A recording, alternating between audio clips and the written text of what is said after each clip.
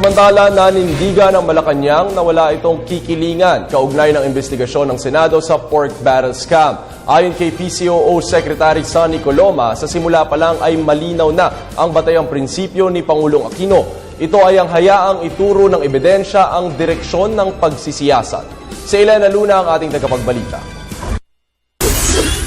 Binigyang diin ng palasyo na walang kakampihan ang Administrasyong Aquino sa mga sangkot sa pork barrel scam.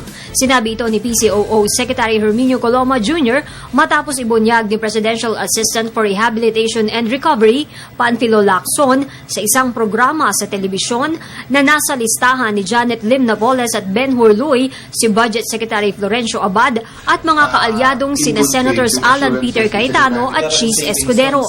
Ayon kay Secretary Coloma, sa simulat sa pulpa ay malinaw ang batayang prinsipyo ni Pangulong Aquino.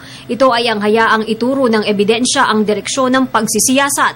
Wala aniyang hinihiwalay o kinakampihan basta't konkretong ebidensya ang batayan. Ayon rin sa kalihim, hindi kailangang mag-leave of absence si Secretary Abad dahil patuloy siyang pinagkakatiwalaan ng Pangulo.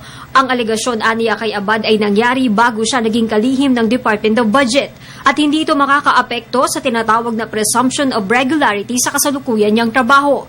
Sa kabila ng revelasyon ni Secretary Lacson, sinabi ni Secretary Coloma na gag order sa rehabilitation SAR mula kay Pangulong Aquino.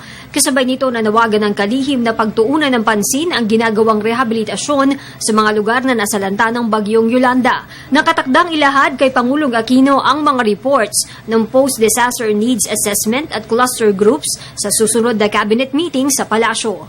Para sa Telebisyon ng Bayan, Elena Luna.